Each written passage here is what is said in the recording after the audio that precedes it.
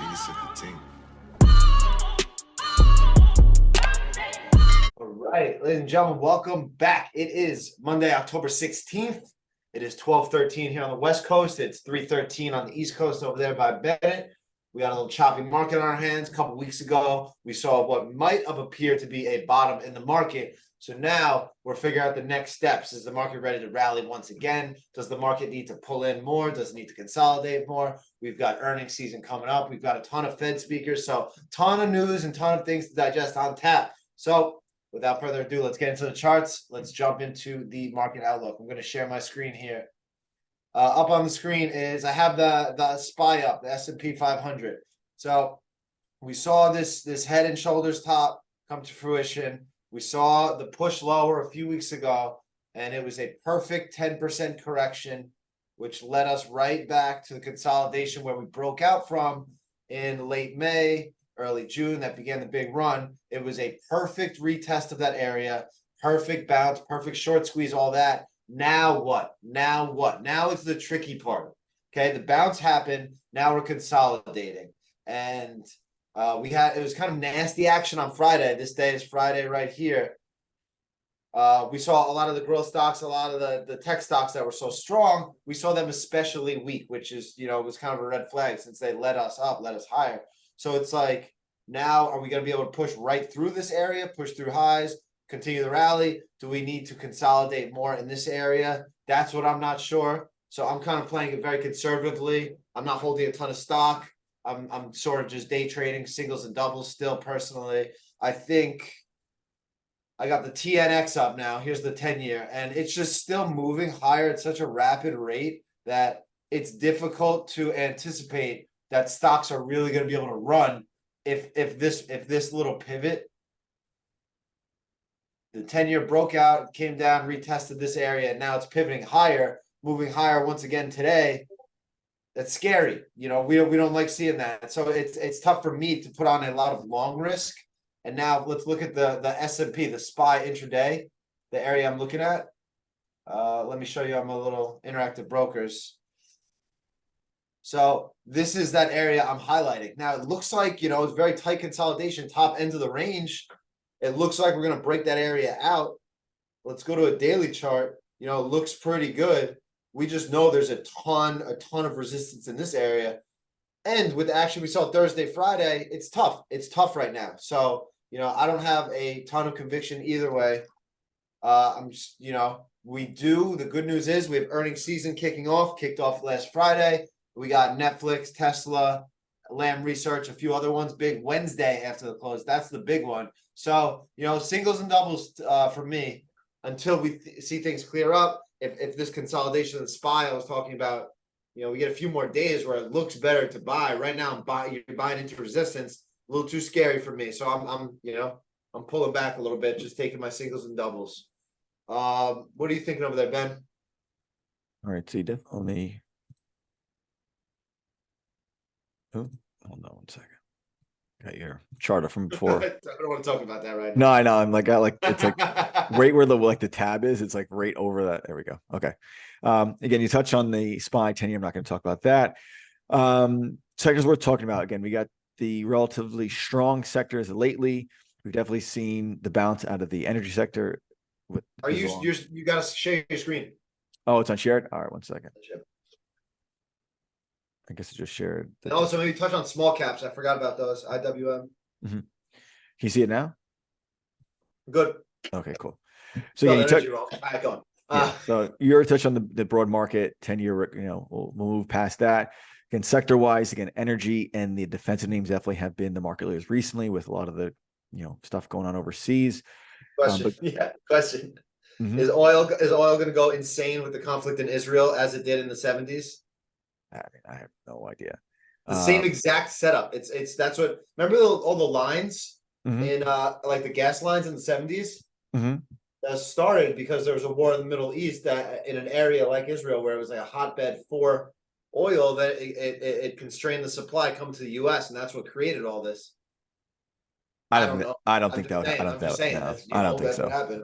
I think it's back then, maybe like infrastructure wise, but just think of this like back in the 70s, like the number of gas stations, things like that. I don't think we'd have that same issue again. Again, energy has been strong because of it. Regardless, I don't think we'll have like a dramatic, crazy run in energy. I think even this is like you almost want to take profits into this resistance area. Maybe you get more of a push to retest those prior highs, or maybe this. I'm sorry, this charts are so slow. I don't want to do this. Maybe this could be the catalyst to send energy back to new all-time highs. I'll just draw this little line here. The way crude CL is trading, it looks like it's on the bid. CL, and then you can click it. Yeah, that works. Yeah, for some reason when I share my screen on here, so slow. Always lags, yeah. Yeah, so the recent uptick is just the conflict in the Middle East. It was looking like it was going to die through that $80. So I was getting pretty excited. I paid $6.59 for gas last week. Yeah, I'm back to paying over 100 for filling up my car. And that was like 100, half a tank. Well, you got a convertible G-Wagon. I'm driving like a little. I live in California. That's the problem. Oh yeah, that's it. So what is it? $200 to fill that thing up? 170. Wow, that hurts. That does hurt. Fuck yeah, yo! I'm going anywhere. I'm not going anywhere. Damn. All right. Well, I'm the old car and the Aston. They're both about 100, but 170. Damn, that's brutal. Crazy, right? So yeah, for us, I was like, yeah, I'm just gonna hit the shops real quick. Can I take your car? I'm like, sure, bitch. All right. Yeah. All right. So again, energy's been strong. I don't think we're gonna have a crazy move out of it. I think like just the channel it's been in, maybe we get a little run up back to the prior highs, but I think this is kind of the time where if you position yourself, the last week into this move, definitely profit taking. Again, defensive names very strong lately. Sectors to avoid: utilities, REITs, financials, all the sectors that have been very interest rate sensitive, have just been dramatic avoids. Again, you have utilities here, broke down through major support about a month ago. A little dead cat bounce recently, but still just seems to be an avoid here, under that major support level. Same with the REITs, same with financials. And again, tech has been very strong. Again, Thursday, Friday action was pretty difficult across the board in most sectors, so nothing really closed phenomenal. But given the run that it had last week, it's not too surprising. But it seems like maybe tech is kind of coming back to being like a sneaky leader if the market can, like you mentioned, the SPY can hold its little flag and does push higher. It seems like the focus will be probably on those tech names and maybe some more of the energy names. For myself, a couple of names keeping a close eye on. Definitely this CRM. We see this little support buyback once these lines come back up. So we're looking at this 210 area in CRM. Dow 30 name, again, a lot of the Dow 30 names begin pretty beaten up the last month or so. But we do have the CRM kind of basing out here. Tiny little flag here for a move through that 210 versus this 203-ish for now. A few other on the radar that are taking some time, or we'll need some time. This IRBT, again, earnings in probably a week or two. Keep an eye on this base breakthrough 40 in this name. We got Keys, KEYS. Keep an eye on, this area through this 135. Again, earnings at the end of the month, end of next month. So plenty of time for this one to continue to develop. And then last but not least on my radar is this ST. Again, you mentioned, I know shaking a lot of the shakedown ideas, a lot of short ideas. This down through 36, textbook bear flag. If it doesn't and it holds up versus 36, you do have a little support buyback through 38, but looking probably more like a short than a long up through this base. So short watch list. Again, just taking it kind of day by day. And I'll pass it over to you, Shake, if you have any trades you want to go over or any top ideas. Yeah, for sure. The top idea this week I had coming into the market, they didn't really give us a chance.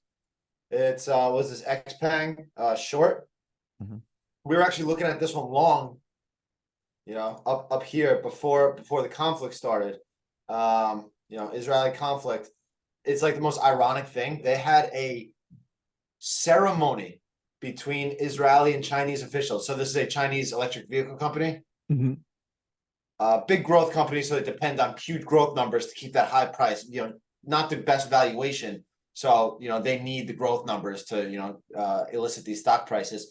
2 weeks ago, they have a ceremony at the ports, the Chinese and the Israeli port, where all the officials are coming and celebrating. XPeng was going to break into the Middle East, Mhm. starting with Israel. They're they made all these cars special for Israeli drivers using all their things that they loved and things like that. This is like a 2-year project, and now everything is just, a mess. They have to like abandon all these plans. So I think the stock's going to be in for a doozy. It gave us an entry right off the open today, which was tough to hit. But, I wasn't able to get any. I think this one's pretty toast down to these like 12, $11. As far as other things goes, I mean, what we saw out of the market, like, look at these QQQs. Look at this chart. I can't find a lot of charts that look better than this. Can you? Yeah.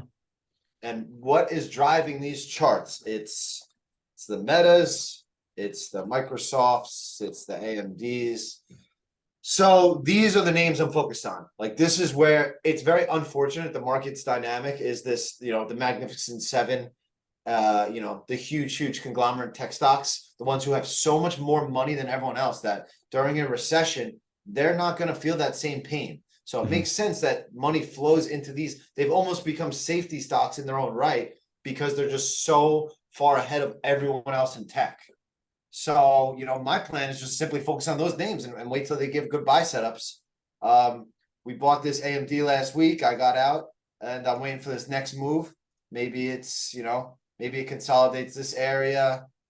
107, 109, give us a pop there. This Meta, I think, is going to be a huge market leader. I don't think it, I was looking for it to give me a chance today. I was really upset to see this gap up. I wanted it to push lower here, give me a chance to rebuy in this 306 area. Didn't give me a chance. What was the other one? Microsoft. Same thing here. I wanted this Microsoft to come down, retest this area. But you see these stocks aren't giving us a chance. They're pushing them higher today. That's why. So I got the QQQ up here again. I don't want to see this pattern break tomorrow or the next day and just leave me in the dust. I want to sit here and consolidate in this range so we get some good entries. There haven't been any good entries, not any, but like for the most part, I've been hawking stocks. And that's the thing I was very surprised about this weekend when I was going over so many charts. There weren't a lot of actionable good chart setups. There wasn't any good bases. There was the strong names that continued to get strong and stronger and things like that. There were the energy names that have been running and things like that. But it's not like fresh new bases and things that I really wanted to buy going forward. I didn't see a lot of good entries. So my personal hope is that this area just chops around the next few days and then gives us a great entry up through highs. And then we'll hopefully get some, better tech entries. So and then you look at conversely, the IWM, these are the small caps, and we'll compare these names to the QQQ, right? Small caps are the more risky names, the bigger growth stocks. QQQ is going to be Google, Nvidia, AMD, all those guys. Now, this stock, this could bounce. Hopefully it does from here. But this looks awful in comparison to the QQQ. So it's like, which, where do you want to be? Which monthly chart? I can't even. That's such a mess. Which monthly chart or which longer term chart do you want to be involved in? The QQQ, which is pretty much those 7-10 stocks, or IWM, which is just a disaster. Maybe it chops off here and goes to the top end of the range. That'd be nice, but overall, I'm sticking with the boring big tech stocks and trying to find entries in those.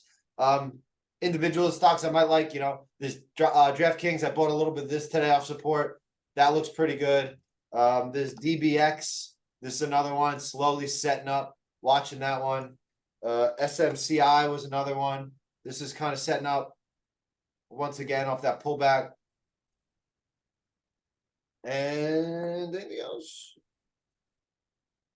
I'm watching this Melly. I'm watching how this Melly handles the support area, but not too much excitement for that one. So again, it's like, mostly I'm mostly waiting around for better setups and earnings season right around the corner. But, typing up charts is a lot of chop, a lot of back and forth. It's not a lot to be excited about from my point of view. So we'll see how the market handles this area.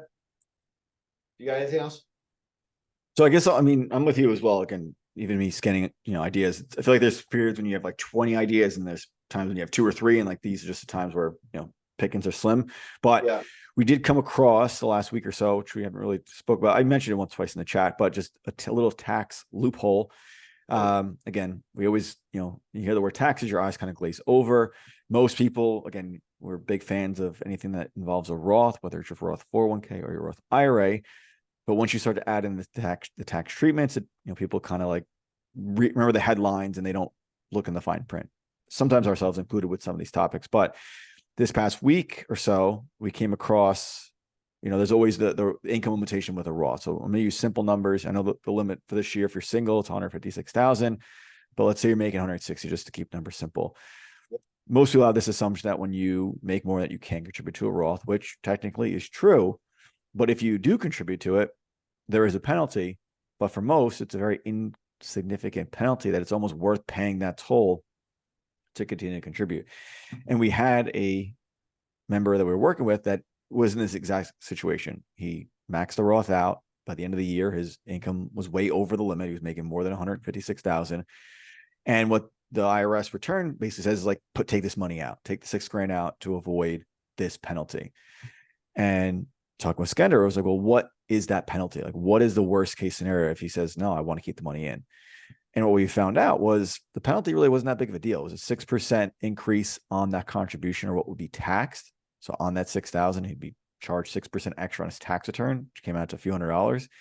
And that money gets to stay in that account and grow tax-free until, this individual starts to use the money, which seemed almost like a no-brainer. But it was just very interesting to come across that where, even for myself for years, like, you were over limit, okay, can't contribute. But kind of reading the fine print, figuring out that it only costs a few $100s to actually contribute still if you're over limit, is kind of like a slam dunk. So it was just something we came across past week or so, again, with individual tax returns that follow where an extension were due. So we were kind of under the gun these last few weeks, but we did come across that little nugget of information, which, definitely could be helpful for those that are making, quite a bit of money.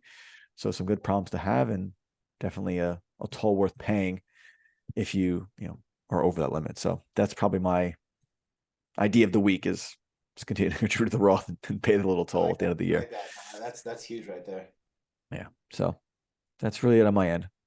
All right. With that, that's all we got for you guys. Talk to you guys next week. Hopefully, we get a little consolidation of this market before we break out. How about that? All right. Till next time. See ya.